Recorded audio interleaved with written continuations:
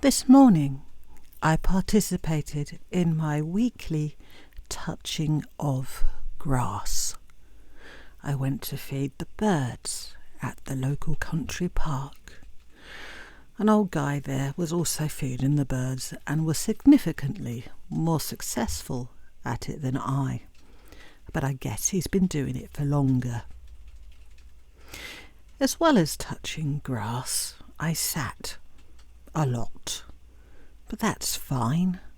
I mean, sitting, isn't that something that's quite popular for us girls in girl world to do?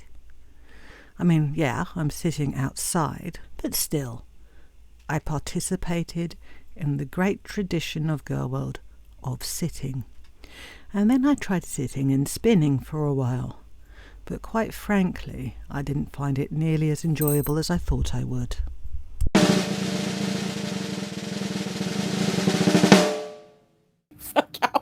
Oh my god, she's a weirdo.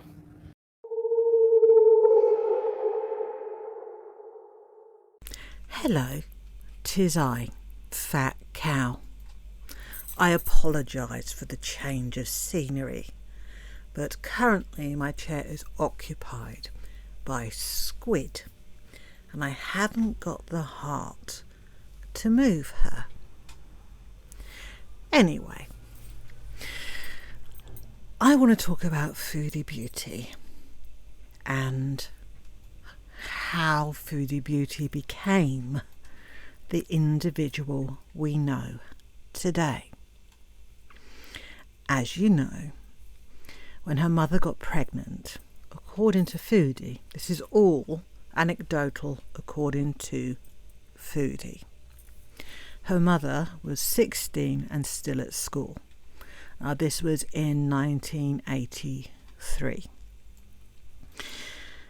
As you probably know, if you're the same age as me, being a single parent in the late 70s, early 80s was somewhat unusual, let's say. Obviously, predating that as well, but I wasn't around for that, despite what you think. In fact, I distinctly remember in primary school, so this would have been 1978-ish, I was the only child in a class of about 30 who only had one parent at home. And the reason I remember this is because it was Father's Day and everybody was making cards for their dad. And because the teacher didn't want me to feel left out, I had to make a card for my mum. And I distinctly remember the shame I felt that I wasn't making a card for my dad. So, Foodie lived with her mother and her maternal grandparents initially, and then lived with her mother alone.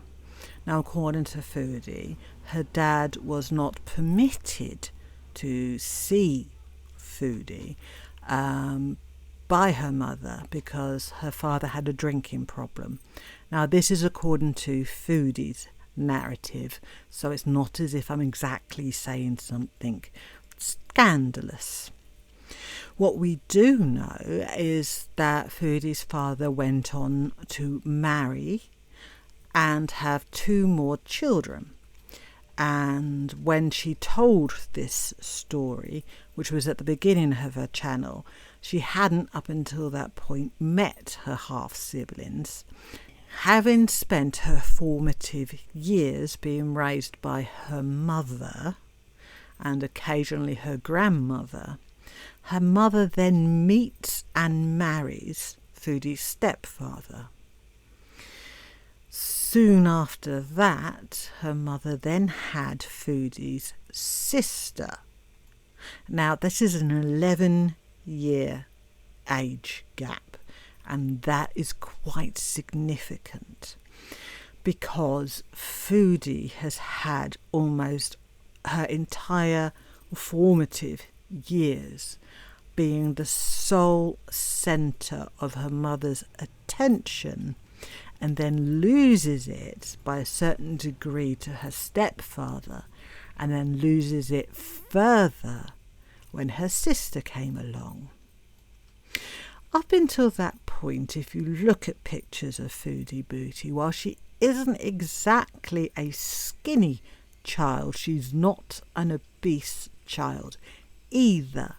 But at some point after the arrival of her half-sister and the ages of 15, Foodie gained a significant amount of weight, which is not a coincidence. Foodie stopped getting attention, and therefore she learnt to self-soothe herself by eating. Additionally, Foodie's behaviour diminished significantly after the age of 11 because, as you know, in Foodie's brain, any attention is better than no attention at all. And it was only by acting out that she got the attention she wanted from her mother. Editing, fat cow here, sans a crown, because quite frankly it hurt. You've also got to bear in mind that around the ages of 15, Foodie, in her words, was institutionalised due to a false suicide attempt that she pulled when her mother forbade her from seeing her adult boyfriend, and was then put in a group home. So although she had succeeded to a certain degree of getting attention from her mother, she was then abandoned by her mother because of the way she was acting. So she lost her mother's attention, even if it was negative attention, completely. So in Foodie's mind, she was abandoned twice. By the age of 15, Foodie was sleeping with a 22-year-old man who had a partner who was pregnant.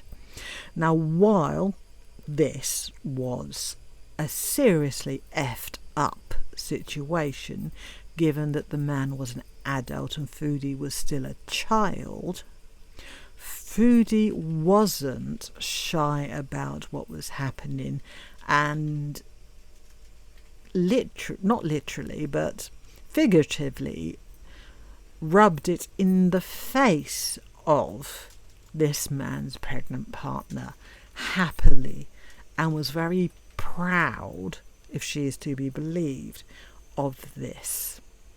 Again, this attention was a negative thing that Foodie felt as a positive. It made her feel special. And in some respects, you could argue that the fact that he was cheating on his girlfriend with her made her feel special additionally. It is also around that time that she self-reportedly started giving favours, or at least the promise of favours, in exchange for food and drugs, which is a very good indication of how important food had become, and also a very good indication that she had realised the power of intimacy, not legitimately genuine I love you intimacy, but the promise of physical intimacy as a bargaining tool, or as a gift to somebody. In the case of Big D, after he got beaten up by Foodie's 22-year-old boyfriend, she literally, in her own words, had pity sex with him. Sex wasn't an intimate exchange that involved feelings and emotions. It was a currency, and it became a currency, and it's still a currency. So teenage Foodie had learnt 3 things. 1, to get attention from the most important people in her life. Acting out worked. 2, if she felt bad, if she felt lonely, if she felt abandoned, if she wasn't getting the attention she wanted, food made her feel better. And 3, sex, or the promise of sex, is a commodity. And we're still seeing this behaviour today. Now, one of the problems is the only attention Foodie gets now is from the internet, and 95% of it is negative. So while it is fulfilling a certain degree of need, which is any attention's better than no attention, the narcissist Foodie cannot comprehend why the attention is negative. Foodie wants attention, but she wants the kind of attention that can be seen as praise, that can be seen as adoration, that can be seen as being put on a pedestal, which incidentally is the kind of attention she gets from, how can I put it, her mods. So while Foodie's learnt that acting out, being gross, being foul, being vile gets attention, she still wants that attention to be positive. She wants to be applauded for being unique. She wants to be applauded for being authentic. She wants to be applauded for being a rebel and somebody who doesn't give a shit. When, quite honestly, if there was anyone who gave a shit about how she was perceived, that would be Foodie Beauty.